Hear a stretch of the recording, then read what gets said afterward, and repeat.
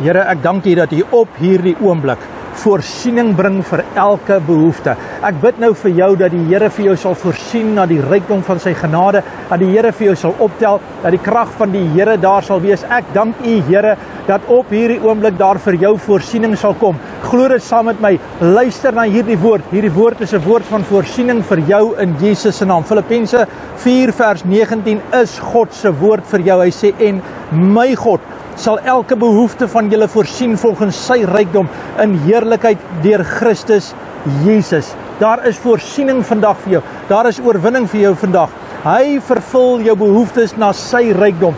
Jy hoef nie te kyk na jou omstandighede nie. Jy hoef nie vandag te sê, ek het dit nie. Jy hoef nie te sê, ek is nie slim genoeg nie. Maak vandag die besluit dat die Here voorsien volgens sy rykdom en sy krag en sy heerlikheid in jou lewe. Neem vrymoedigheid vandag. Ek moet dit vir jou sê.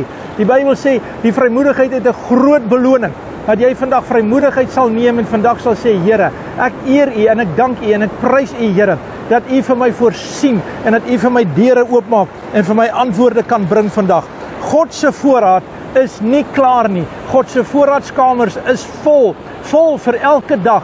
Elke dag 'n nuwe seëning vir jou. As jy gister en eergister geseën was, wil ek vandag vir jou sê, daar is vandag weer 'n keer wonderlike seën vir jou. Gryp dit, stap daarin en mag die Here se oorwinning jou deel wees vandag. Vader, in die naam van Jesus dank ek U vir voorsiening. Ek dank U, Here, dat U vandag 'n antwoord bring en dat U vandag 'n deurbraak gee, Here.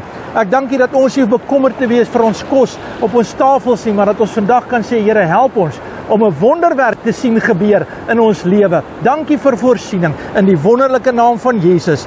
Amen en God bless.